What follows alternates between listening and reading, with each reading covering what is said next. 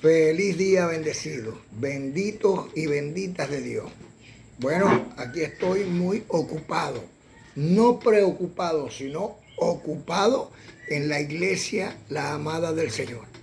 Veo que por todas partes hay ministros de esos que se llaman pastores, ¿no? Muchos ministros que están hoy haciéndole un llamado a las personas por el asunto de un eclipse, como si fuera primera vez que hubiera un eclipse solar, y así como han habido eclipses solares, han habido también muchos eclipses lunares. Y entonces andan no solamente preocupados, que es raro que un ministro se preocupe y más bien se ocupe, y andan preocupados y preocupando a la iglesia. Bueno, yo quiero hacerle un llamado a todos los benditos de Dios que están en todas las naciones, que están en el norte, en el sur, en el este y el oeste. Muy importante que usted ponga su fe y su confianza en Dios. Yo veo que las personas están pensando, mira que viene una catástrofe, que viene una guerra, que hay un maremoto, que hay un tsunami, que hay un huracán, que va a pasar frente a tu casa y te va a quitar la vida. Hermanitos, miren, hay unos que no se preocupan de nada y les da un infarto.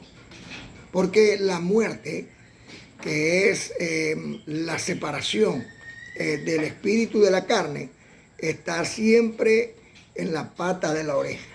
Aquí la tenemos siempre atrás. ¿Okay? Cuando usted se toca aquí, usted ve que palpita ahí. Y entonces usted ve que aquí mismo usted puede sentir la vida. Cada vez que su corazón bombea, usted está vivo. Y cuando eso se detiene, pues ya simplemente no hay vida en el cuerpo. Pero no queda ahí la vida espiritual. Ese espíritu, según Eclesiastés capítulo 12, versículo 7, regresa automáticamente a Dios que lo dio. O sea, que si nosotros analizamos la vida y la muerte y la resurrección de nuestro Salvador Cristo bendito, lo que nos vino fue a mostrar que hay vida después de lo que nosotros conocemos como la muerte.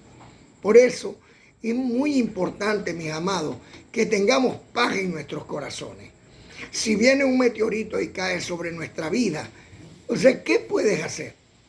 Si viene un infarto y te da en el corazón, ¿qué puedes hacer? O sea, no podemos hacer nada.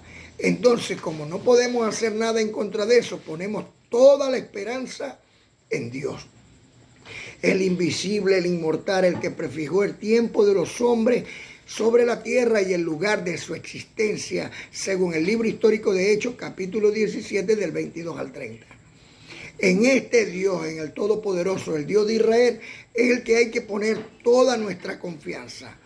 Pero vemos que aún muchos en el mismo Israel están muy preocupados. Preocupado es estar estresado por algo que tal vez ni siquiera vaya a acontecer. Por eso yo lo llamo a la reflexión. Mire, cuando usted lee en el libro histórico de Mateo, en el capítulo 24, que habla el Señor una serie de acontecimientos, en el versículo 24, 36, dice explícitamente, no pasará esta generación hasta que todo esto acontezca. Y aconteció, ahí hubo un fin y un inicio. Pues con la muerte y la resurrección de Cristo hubo un antes y un después de Cristo. De hecho, el amado apóstol Pablo explica en Romanos, en el capítulo 7, en el versículo 4, que nosotros hemos muerto a la ley mediante el cuerpo de Cristo de Nazaret para que seamos de otro. ¿De qué otro? Del que resucitó de los muertos, porque estos son dos. Uno vino a cumplir la ley espiritual de Dios y otro vino a mostrarnos la vida entera que hay cumpliendo la ley espiritual de Dios. O sea, los 10 mandamientos. Que Israel, por todos esos mandamientos que hizo Moisés, pues dejó estos 10 principales un poquito más olvidados y empezó a darle más seguimiento y a darle mucho más valores a los 603 mandamientos hechos por Moisés. Por eso es muy importante, queridos hermanos, querida amada Madre Iglesia, que nosotros hoy prestemos mucha atención al Señor nuestro Dios. Veamos qué es realmente lo que el Señor nos está diciendo. Por ejemplo, en el libro histórico de Mateo, en el capítulo 24, 11 y 12, dice: se levantarán falsos profetas. En el libro histórico de Mateo, capítulo 11, dice que el último de los profetas es Juan el Bautista. Ese es el último de los profetas.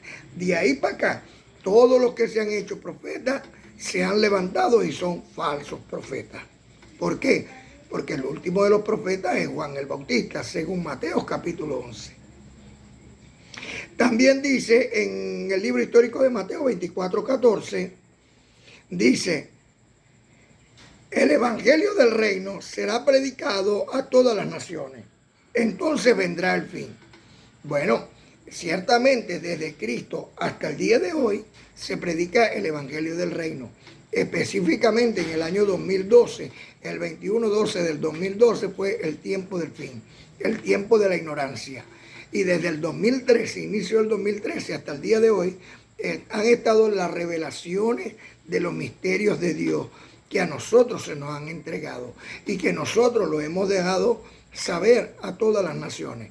Ustedes pueden ver en estos TikTok o en YouTube todas las conferencias del ministro Miguel Eloy León Peña, y ustedes van a comprender, van paso a paso, poco a poco y paso a paso, de gloria en gloria. Han ido con las revelaciones del Señor. Y al día de hoy nosotros podemos decir confiadamente que Cristo mora en nosotros. Así como lo dijo una vez un hombre en Argentina, Benjamín Solari Parra Vicini, que el Señor nuestro Dios se aparecería en el 2013.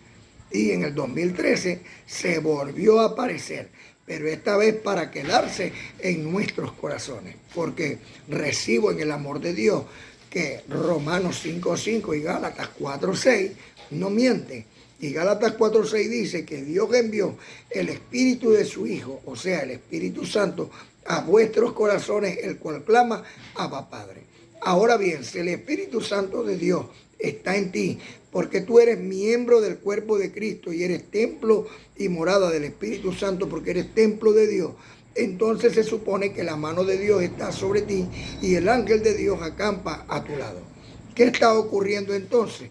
Que Cristo ya está entre nosotros. ¿Por qué? Porque tú eres Cristo. ¿Y cómo que tú eres Cristo? Porque eres miembro de un cuerpo. Y todo el cuerpo bien coordinado, ese es el templo y morada de Dios. O sea que Dios está entre nosotros.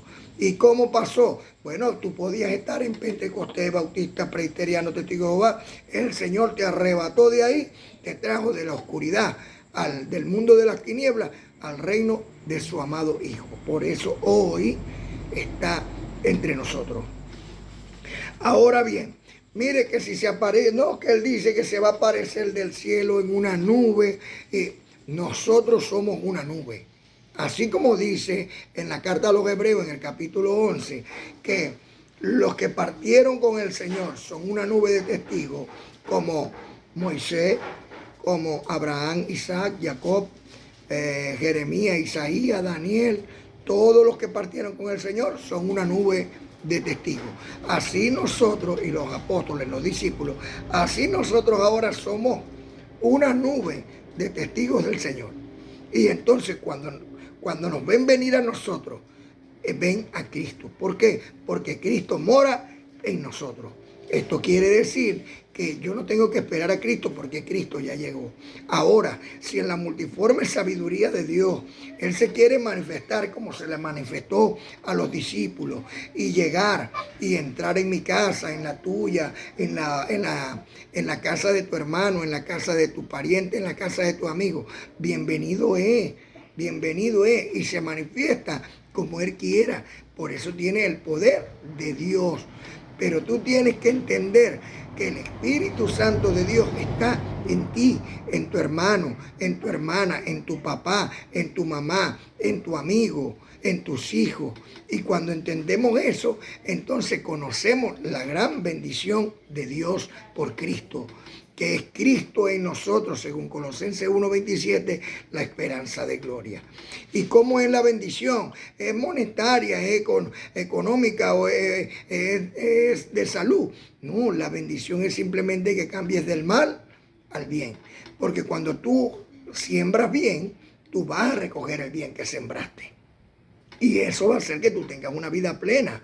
Por ejemplo, si tú sembraste mucha prosperidad económica a los hermanos, ¿verdad? Entonces tú también vas a recibir esa prosperidad económica que sembraste. Si tú ayudaste para que tuvieran salud tus hermanos, oraste mucho por tus hermanos por su salud, entonces tú vas a recibir esas oraciones por salud y vas a recibir también esa salud en la que tú ayudaste. Y vas a recibir entonces salud física, salud económica, vas a tener una moral intachable porque solamente el bueno es Dios, y si Dios está en ti pueden hacer todas estas cosas buenas. Y además de eso, vas a tener el Espíritu Santo de Dios en ti como una llama flameante que alumbra a todas las naciones. Por eso es muy importante, querido hermano, querida hermanita, que tú puedas comprender esto de lo que estamos hablando, que ya Cristo está entre nosotros, que no tenemos que esperar que venga en una nube, que comprendas que el amor de Dios que está en ti, esa es la manifestación gloriosa de los hijos de Dios. Y tenemos que reunirnos. Y así se van a reunir, porque el Señor dijo que vendría con sus ángeles y recogerían a los santos desde el norte, el sur, el este y el oeste. Desde los 4 vientos del mundo, Dios va a reunir a sus santos. ¿Y qué mejor medio que este medio? El Internet. Que nos podamos ver los que están en China, los que están en Sudamérica, los que están en América Central o los que están en el Oriente. En cualquier parte del mundo, en el norte, en el sur, en el este y el oeste, podemos ahora estar juntos por medio de este medio.